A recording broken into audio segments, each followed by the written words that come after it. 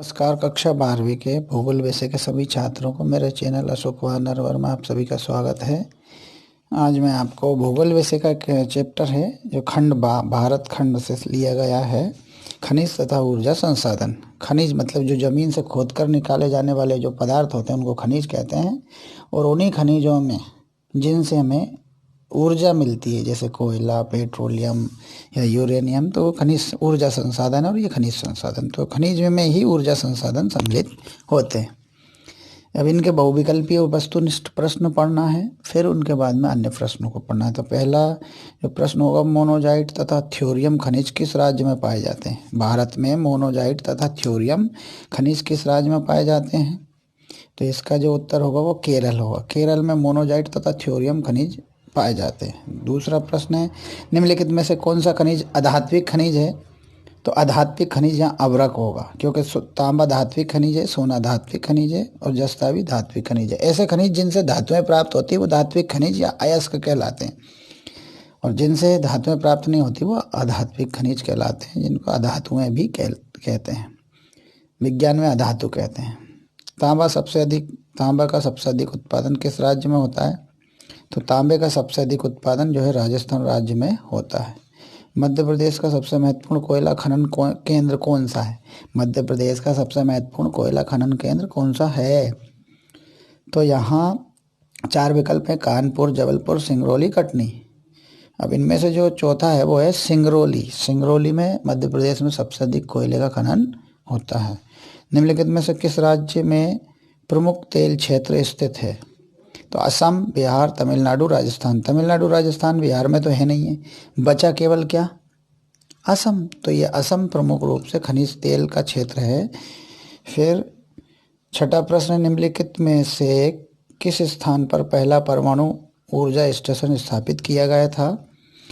तो कलपक्कम है, नरोरा है, तारापुर है, राणा प्रताप सागर, ये कोटा है। तो इस तरह से 4 केंद्र बताए परमाणु ऊर्जा स्टेशन के। इनमें से पहला कौन सा है जिसमें कि सबसे पहले जो है खनिज ऊर्जा का ये परमाणु ऊर्जा स्टेशन स्थापित किया गया था? तो इसमें जो है छठे का आएगा आपका घा मतलब तारापुर महाराष्ट्र में, नरोरा उत्तर प्रदेश, कलपक्कम तमिलनाडु, राणा प्रताप जो है कोटा राजस्थान में है स्थित है। ये ऊर्जा स्टेशन है, परमाणु ऊर्जा स्टेशन।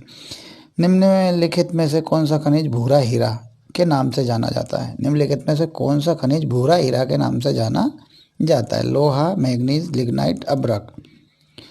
तो इसमें जो होगा वो खा नंबर पे क्या आता है? लिग्नाइट। लिग्नाइट भूरा हीरे के नाम से जाना जाता है। निम्नलिखित में से कौन सा ऊर्जा का अनवीकरणीय स्रोत है? अनवीकरणीय मतलब जिसको पुनः नवीकरण नहीं होता, पुनः उसका निर्माण नहीं हो सकता। जल और पवन और सौर ऊर्जा तो नवीकरणीय है, बाकी के जो खनिज है वो अनवीकरणीय आते हैं। तो इसमें जल, सौर ऊर्जा, पवन ऊर्जा 3 तो नवीकरणीय हो गए, ताप बचा है। फिर भी इसमें 8वें नंबर का गा आता है, तो ताप जो है अनवीकरणीय ऊर्जा स्रोत है। फिर दूसरे प्रकार के ऑब्जेक्टिव देखते हैं। इसमें रिक्त स्थानों की पूर्ति कीजिए, इस प्रकार का ये ऑब्जेक्टिव क्वेश्चन है। भारत में अधिकांश धात्विक खनिज पठारी क्षेत्र के प्राचीन चट्टानों में मिलते हैं। कौन से पठारी क्षेत्र के? प्रायद्वीपीय पठारी क्षेत्र के। उसमें छोटा नागपुर का पठार भी सम्मिलित है। भारत में बॉक्साइट का सबसे बड़ा उत्पादक राज्य है ओडिशा है। बॉक्साइट का सबसे बड़ा उत्पादक राज्य।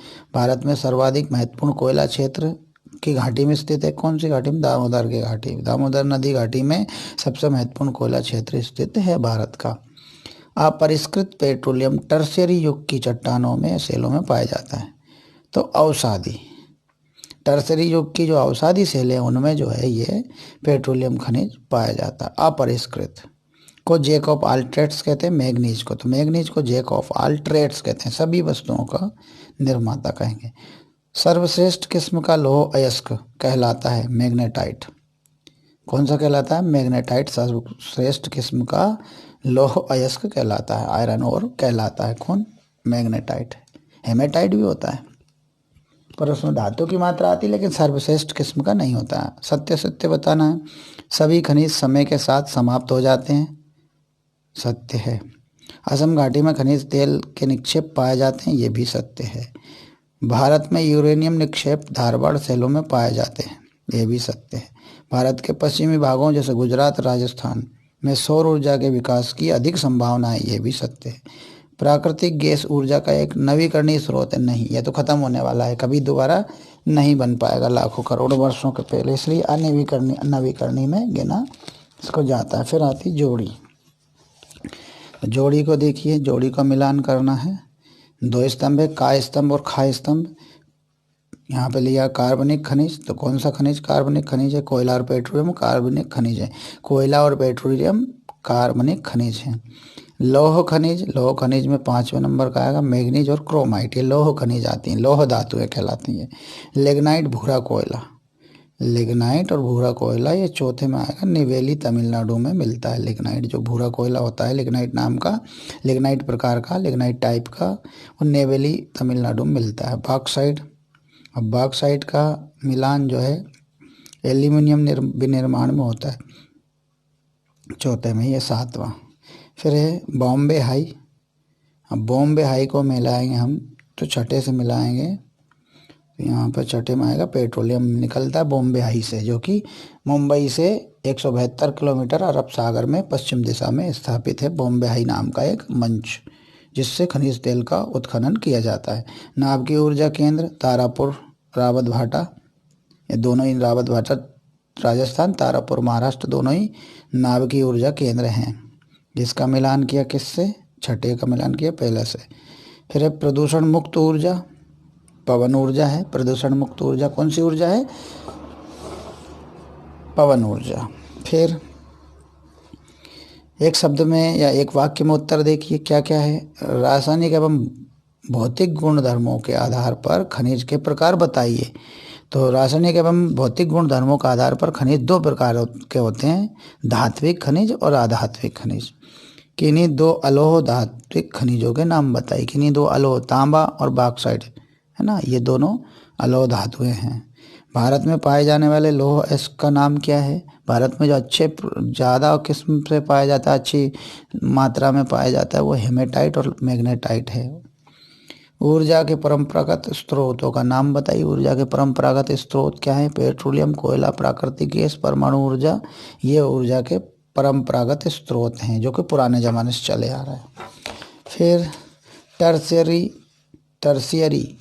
ये दिया। टर्शियरी कोयला भारत में किन राज्यों में पाया जाता है?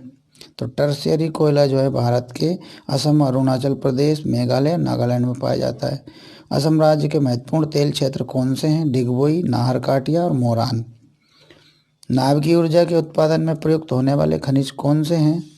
तो इसमें जो है यूरेनियम और थ्योरियम 2 प्रकार के खनिज हैं, जिनको संश्लेषित करके फिर उनको परिष्कृत करके इनको ऊर्जा, नाभिकीय ऊर्जा के उत्पादन के लिए प्रयोग में लाया जाता है।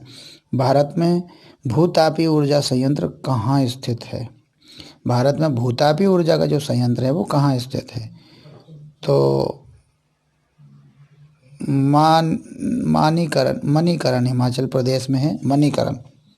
फिर है नगर पालिका कचरे को ऊर्जा में बदलने वाली परियोजना कहाँ स्थित है? नगर पालिका द्वारा कचरे को ऊर्जा में बदलने की जो व्यवस्था है, यह परियोजना कहाँ है? ओखला, दिल्ली में है। एशिया का सबसे बड़ा पवन ऊर्जा संयंत्र कौन सा है? गुजरात के कच्छ में लांबा नामक क्षेत्र एशिया का सबसे बड़ा पवन ऊर्जा का केंद्र है। फिर आते हैं अति लघुत्तरीय प्रश्न, इन्हें भी देख लीजिए।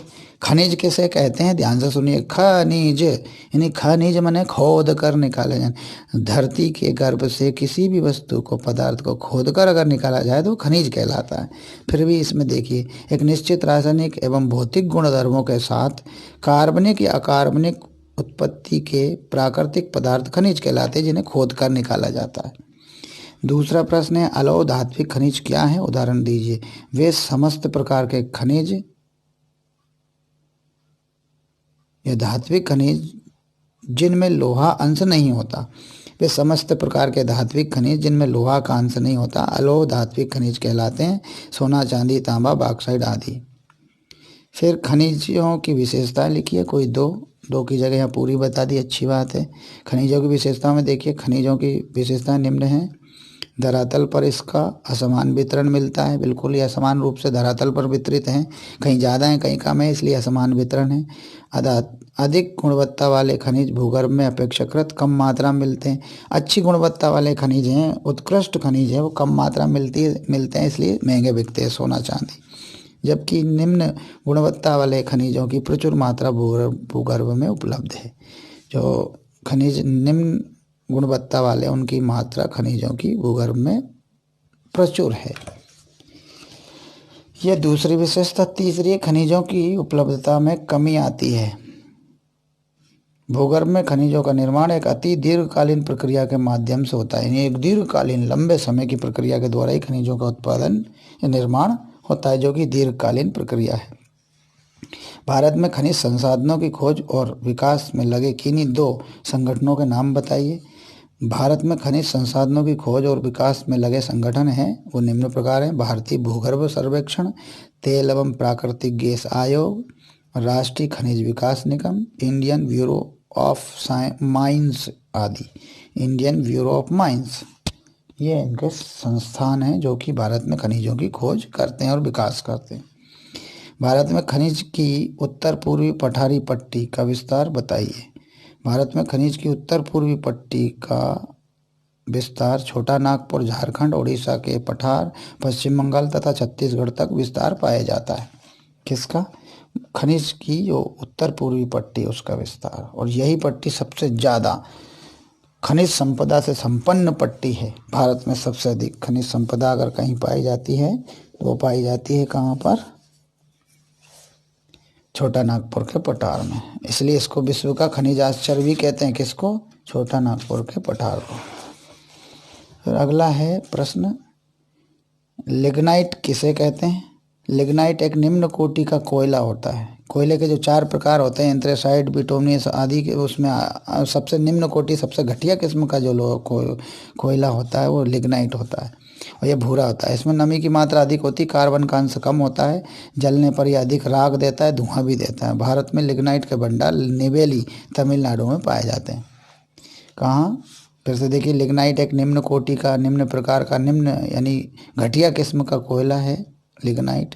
इसमें नमी अधिक होती है और कार्बन का अंश कम होता है, जलने पर यह अधिक राख, अधिक धुआं देता है। भारत में लिग्नाइट के भंडार तमिलनाडु के नेवेली नामक स्थान पर पाए जाते हैं।